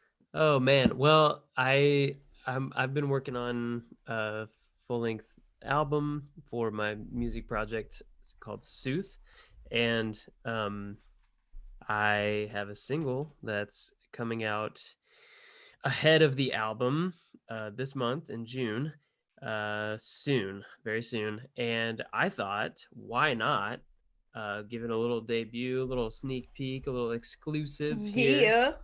Because a lot of the music that I write has a lot to do with spiritual composting, like I talked about before. I love that term, spiritual composting. There's so like such a visual there. Yeah, it's real hippy dippy, but like, I don't know, I'm gonna lean into it. I want to be the worm in the spiritual compost. Yeah, just writhing I'm around getting in that the dirt. tattooed on my ass too. Yep. There you go. There's gonna be no room on your ass. No room. It's gonna be a full black, just like all the text covered. But yeah, so I've got this track, and I thought, hey man, this song is definitely in line with the theme of Sydney's podcast, and why not let some folks maybe get a sneak peek and hell yeah, let y'all critique my song, just like on Church Jams Now we critique the heck out of other people's songs. I figured I'd put myself on the chopping block, and I love it. But see, that's cool because you can dish it out and you can take it. We think so far. You haven't hope. heard it yet. Let's hope so. Yeah. Let's hope so. Fingers. I'll let you know. Crumble before I'll let you. our eyes. Yep. Yeah. I'll let you know how the text chain goes after this, Sydney. You're not a mystic. You don't get to claim that anymore. There we go.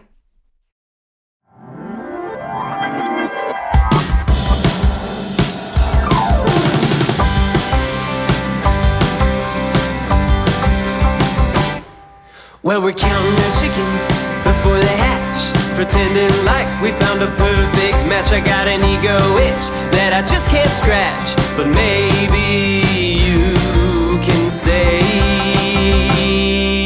me.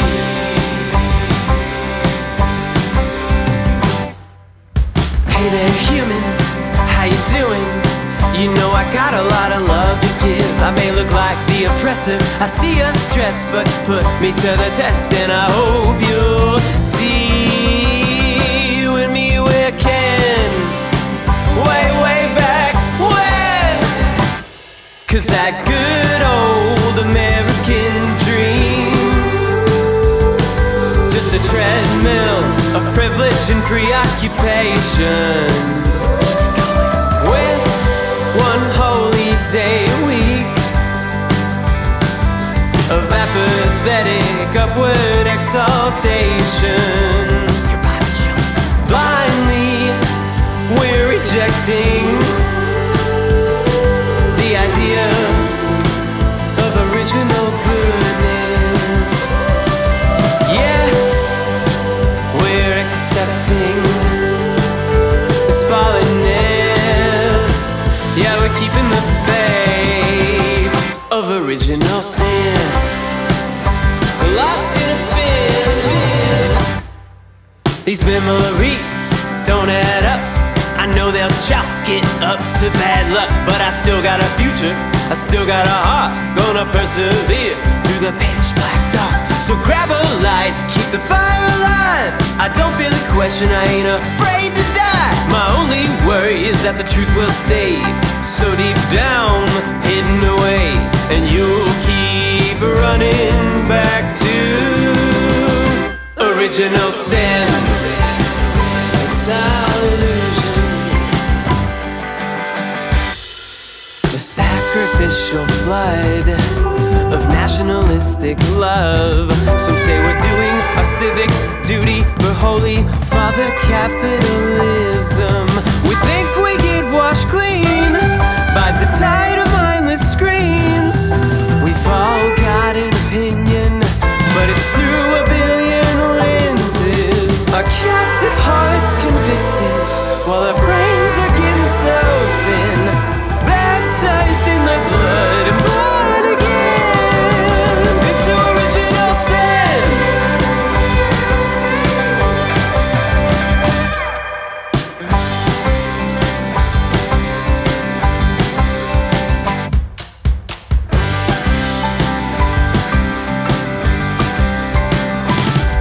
That good old American dream, a treadmill to pull us from pain into pleasure and endless vacation.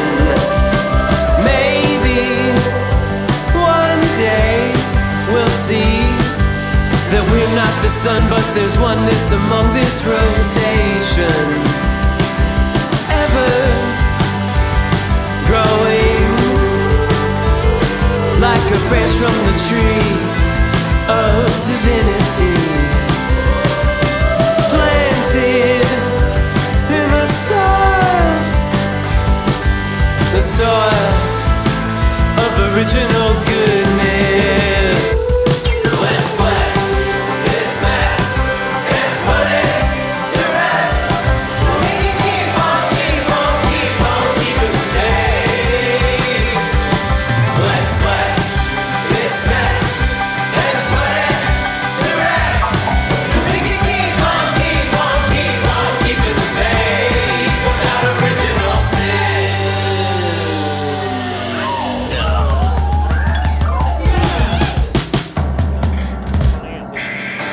That's awesome.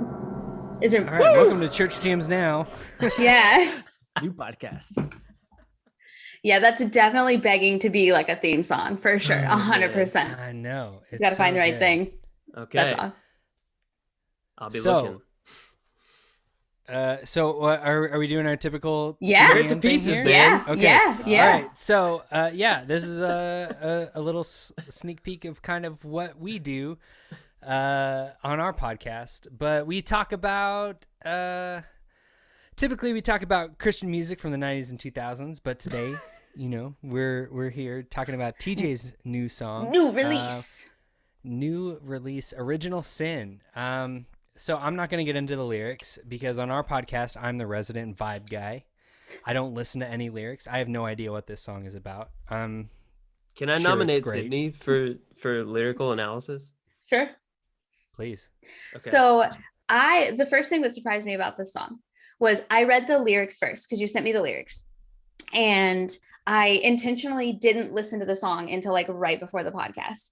And I was very surprised by the pairing of the lyrics and the music. I thought for sure it was going to be more of like a darker, like old this like school, dour sort of dark. Yeah, like yeah, I thought it was exactly. going to be Yeah. what was that song by Panic at the Disco? Where they're talking about like closing the door, like how it's kind of like it's darker. All right, Sins Not Tragedies. Yeah. And so I thought it was going to be a much like, not, I don't want to say heavy, because I knew that it was going to have a lot of I'm trying to think of like the proper music terminology. I knew there were going to be tons of layers to whatever I was about to listen to. Sure. But I was very surprised to find out that those lyrics went with like a really like upbeat kind of happy, yeah. And so I like, why pair those? Why not make it like, because most people when they hear a song about Original Sin, it's going to be kind of heavy. What spoke to you in terms of pairing those two things? Yeah, I wonder if using a sort of like film and TV word might kind of land with all of us. Do you know the term lamp shading? I don't think Sydney? I don't think I use it the same way you use it. Okay.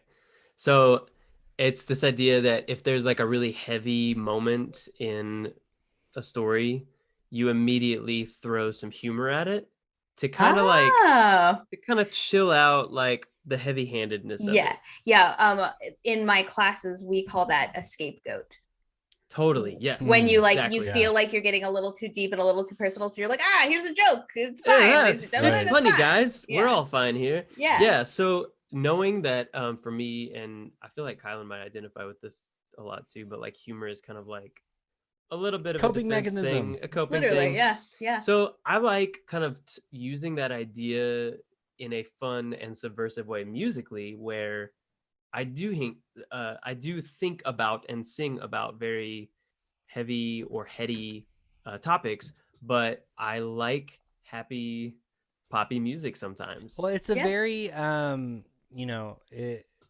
it's a very Ben Gibbard-esque thing from Death Cab for Cutie of like, here's this like really heavy, deep thing, but I'm gonna wrap it in this like really light indie pop that everyone's gonna sing along to. And then when you think about the lyrics of like a lot of Death Cab songs, like I Will Follow You Into the Dark is like, holy shit, that's like really sad, but it's like into the dark.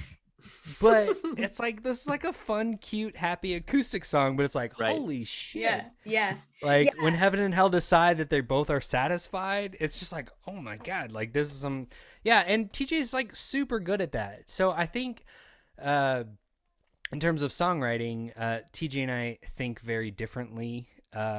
Once again, this goes back to sort of our positions on our podcast, where he's a lot more heady and intellectual and cerebral, and I'm more of just like a vibe guy. Like most of the songs I write are just like, hey, I'm like feeling this thing right now. And TJ, I think, sits down and like writes lyrics like poems. He's more of the poet laureate. And I'll take it. That's what I I always find his lyrics super interesting. Yeah, this very much struck me as, have you ever seen those TikToks where people talk about they listen to a song that they listened to as a kid all the time, and then they hear the Yes. lyrics for the first time and they're like, oh, that's very much like what I feel like your song. It's very poppy, very catchy, very like positive and upbeat. And somebody's gonna listen to it and love it and be jamming, and then they're gonna hear the lyrics and be like, oh my like, God. oh, Well, like, it's like, I'm confronting feelings right now. The theme song for MASH is all about suicide. Yeah. Yeah, it's just like, But it's oh yeah, I know MASH. this song. Like, yeah, it's so great. I fun. love MASH. And it's like, oh my God, what is this person okay? Yep. Yeah. I'm okay, for the record. In my case, I know you're okay. I'm good. You're like, I'm okay. I I'm promise. okay. Josh, Yeah. Josh, what do you got? What do you got? Well, Are you going to talk about the producer? Yeah, Yeah, rip me yeah. a new one, Let's talk about this producer. producer here for a second here. That's my bit on the podcast. I'm always talking about producers. Well, it's cool getting to hear, because TJ sent us these demos many months ago, before you went off last year and recorded it. So like, this is my first time today hearing it in like a final produced state from whatever like the rough demo that you sent was. So it's cool getting to like knowing that I heard it back then, and then like hearing it like with everything fleshed out. Production wise, I told you earlier, but I do think everything sounds real natural. Like the drums don't sound like too produced, and like but it all fits really well, and it's all very lively without kind of being like too natural to where it's kind of like they're bleeding into each other, or like one thing is taking up too much space. I thought you did I really like the production effects of the reverb on your vocals after that first chorus. That's a really cool thing to like have you come out like where you're like, did you say the lyric is like spinning, right? Yeah, we're lost in a Something spin. Yeah, which I feel like that echoes spin, it perfectly. spin. Yeah, it gives you that effect where you're like, oh, we're in a reverb, and then you jump right back in. I like the chords that you go to, I think in like the second pre-chorus before the chorus, because like you changed the progression up a little bit, right? Yeah. Yeah. Are they borrowed chords perchance? They honestly, Josh, they might be. It might be, but And I like this is that. where Sydney, I hope, one, we haven't lost all of your listeners, and two, that if this makes sense to anybody that's listening, please check out Church Tunes now, because this is all we do. And Well, thank you for putting up with our nonsense. Right. Yes. According to the one guy who leaves a negative comment on every single solitary video I ever post, Oh yes. I lost him at my theme song. So we're good. Like, we lost him far. He's Watch, like, we're gonna get him back with this. he's like, talking the about intro borrowed is chords. just so bad. Wow. Wow. That's so funny. He's that been he doing it could for hate years. it so much. Every single video, he's been doing it for years. But you know what? wild. He's engaging, so I'm I kind of guess he's a fan. attached to him. All I'm press kind of is good he's press, right? Technically a yeah.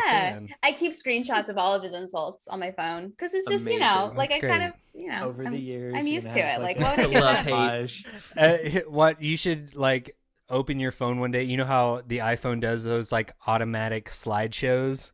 You should just put all of those in like with like One happy album. acoustic music. So yeah, so real short story before we go back to TJ. Spencer, my brother, you knew him as Chip. We directed a short, like a short series together, and it was like 8 episodes. And in the very beginning of the episode, I play a stand-up comedian, obviously, but she's like washed up. And in the very first episode, there's a montage of like mean comments from the internet. So I sent him, I keep them, I've always kept them. I sent him a ton of screenshots of just like the meanest comments I've ever gotten so we could use them. And he called me after I sent them, and he's like, these are really mean. And he's like, are you okay? He's like, do you get these often? He's like, these are really mean. You saved these? bud. You just had these? That's so Yeah. sweet. Yeah. And I was like, oh, I do. Because I keep the best ones and I keep the worst ones. You're like, Because not like, only Oh, for sure. do I For sure. receive them, I also keep them. oh yeah. Like whenever I Well, get on Reddit, there's a certain level of masochism you have to do stand up. I mean, like, but also some of them are like savage as fuck, and I love it. Like, Right. if you can, Yeah. if you There's can like a come sick up, enjoyment you get out of right? it. If, like, for example, one time I did a bit and I put it on YouTube, and this woman commented, and she was like, "How much did men have to pay you to be such a Judas goat?" And I was like, "What's Judas?" And we're talking like capital J hyphen capital G. And like, you don't get those on YouTube. On YouTube, it's like, you're like, kill yourself. Right. And so I was like, what's a Judas goat? So it turns out a Judas goat is a goat on every slaughterhouse farm that they feed and they play with and they keep like really, really happy and engaged. And it leads all the other animals to the slaughter because they trust it, because it's like so happy and upbeat. All the other animals follow the Judas goat to their death. And the Judas goat just does this all day long.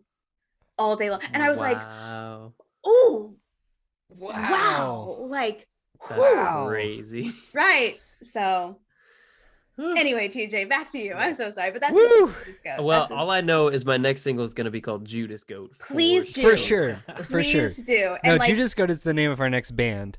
yeah, Okay. Like, Perfect. A metal for band, sure.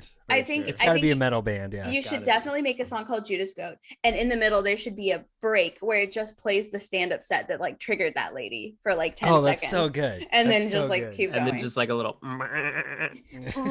Yeah. That's wild. Yeah.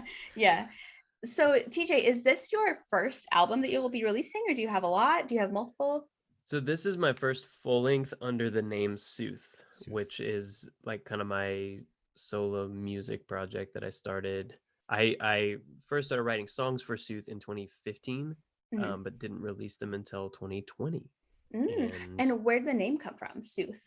I like the idea of a soothsayer, but soothsayer seems really like high on their own supply. So I just cut the sayer part off because I'm not trying to Too like mystic.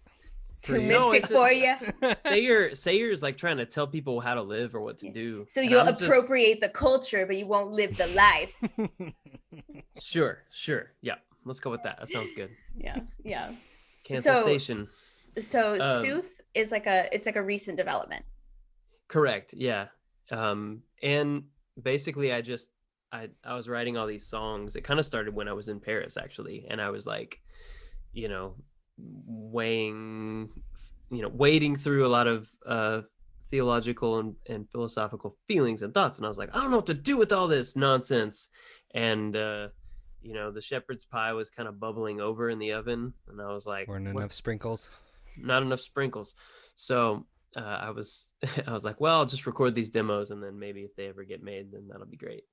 And then that's the Fractured Fables EP, which released in actually 2021, but have a few singles along the way. Kylan helped me a lot with one called Quiet Chaos, which is my pandemic song. So I was that's gonna say really good. Kylan and EPs.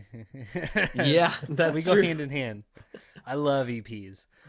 No, it's so cool seeing like SOOTH take off, and I know like I'm actually age-wise younger than TJ, but from high school on, I feel like I've collected my friend group from like people that can play music in my bands and stuff. Yeah. And TJ started out as my drummer, and then I played drums for another band he had.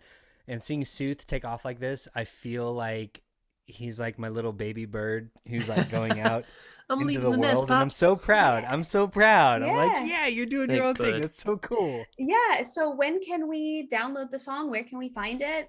How does somebody access the song? Yeah, I am going to drop it in late June. So depending on when this episode airs, if it's late June yet, then you can hear it. And it'll be in late June. It'll be on Spotify, Apple Music, anywhere you can find streaming music, as well as on Bandcamp. And that's the place where artists really like you to go, because you actually make a little dough. Yeah. Cool. So in order to support your music as preferably as possible, find John Bandcamp. Correct. Why that come out so weird? Or SOOTH. do you also have like a personal Patreon or anything like that? I don't. I've been toying around with the idea of doing like a SOOTH Patreon. It'll just for the church jams now. Sure. Put the money in Yeah. my exactly. pocket. Yeah. Church Jams now has a tier that's only SOOTH. It's like $1 and you support it's SOOTH. just- All SOOTH all the time. Yeah. Shepherd's pie for days. Well, thanks for letting me air your song on my podcast. What a good idea. I'm so glad you pitched that to me. I saw that today. And when I texted all caps, like, yes, I was literally going, yes. I was at Ross and I had a rug in my hands and I was like, yes, yes. Wait, Sydney, this is crazy. You were at Ross when you texted me that? Yeah. I was at Ross when I received that text. What were you doing at Ross? I'm not even kidding. What were you getting? I was buying some pants. The synchronicity. Because your other pants had the... Oh, your best laid plans were in your other pants. Yeah. That is a reference that you'll only get if you listen to Sydney's episode of Church Jams Now. Which I will link in this episode. All the synchronicities, God exists. Yeah, that's wild. We did it. I think we solved it. Yeah, wait, you were, I can't believe you were at Ross. So I was at Ross, I bought a rug, and then I bought this random little tiki guy that's really cute, but he's super heavy. And then I bought knobs so that I can take the knobs off my kitchen and like replace them with cooler knobs. And then I bought some marble cup holders. I love that. Oh, cool. So in your example earlier, I just had to be a glass bird when you have like cool knobs lying around. I can't be. You want to be a knob? You want to be a knob? Are you sure? I want to be that? a cool knob. So hang on. So cool Josh knob perfectly describes me. So Josh is the song sommelier. Yep. And I'm the what was it? Podcast poet These are the laureate. knobs. Yes. Those are sweet knobs. Kylan's a cool knob. Hold on. He's a sweet knob. Let me backtrack that. Aw, sweet knob. Sweet knobs. Yeah, let me backtrack that. And then I'm the Judas goat, obviously. And Sydney's the Judas goat. Judas goat and the sweet knobs. Now that's a band right there. Or my OnlyFans account, whichever. Yeah. Whichever comes first. Both. You know, times are hard, you know. Yeah. But you gentlemen, gotta have vertical integration. Wait, what? Oh, I was like, wait, my brain like couldn't process what you said. Well, gentlemen, this has been a lot of fun. Thank you so much for being on my podcast. I thank you for spending 2 hours with me. It didn't feel like 2 hours, but I looked at the clock and I thought maybe I was wrong. I know. So we can find you on Patreon. We can find you on Spotify. We can find you on Apple Podcasts. Yes. And then we can find your song, TJ, on Bandcamp. Anything else you guys would want to promote or anything like that before we call it an evening? Real quick, if we're doing music stuff, if you search Kylan Savage Music, I have an album that came out in 2017. I'm working on 2 albums right now. One of them is a country album. Woo! I weirdly got into country the last couple years, so weird. Any chance you'll be in Nashville anytime soon? Hopefully, that's the plan. Well, you got a place to crash if you do, all of you. This is the guest room that I am in, so. Oh, you don't want us. It's me, my wife, my arthritic dog, and my 1-year-old daughter. Oh. I don't think you want. I too have an arthritic dog. Aw, who's that? It's Godzilla. Yeah, so Godzilla. if you search Kylan Savage on Spotify and stuff, I have an album out. I'm working on 2 more right now with both of these guys that are coming out, but really just Church Jams Now. I essentially started this podcast to hang out with 2 of my best friends. And if other people enjoy it, that is a bonus for me. And so, Hell yeah. yeah. Hell yeah. And what about you, Josh? Anything going on in your realm other than Church Jams Now? I've got some music projects I'm involved in, but I don't feel like anything is got to the point where it's ready to get plugged. So he's like, none of your fucking business. Josh plays everything very close to the. Stay in your lane. I just don't have anything where I'm like, yeah, in a couple months you can hear this. So it's all like in infancy stages. So perfect. Well, gentlemen, this has been fun. I've really enjoyed working with you. Sydney, thank you. Yeah, I'm kind of bummed that this is the last thing we have on our calendar. We should put something else on the calendar. Oh, yeah. We should figure something else out. Well, because we did our podcast and then this like back to back, I feel like we're like all just hanging out all the time now. And I just want to keep hanging out. So I'm considering having like a Church Jams Now episode on my podcast, like where you guys can just do your thing and we can just like cross promote or something, but we can talk about that. Yeah, but we'll figure it out. Yeah, but it's been wonderful. Thank you so much for your time. Be safe out there. Have a great summer and good luck to your music launch, TJ, and good luck to all of you with your podcast. It's so cool. And thanks for having me on it. Thank you so much. This was awesome. Thank you, Sydney. This was a pleasure. Of course. Have a great night. You're the best. You're the best. I'm the best, actually. Hey, Ross is the best. This is sponsored by Ross.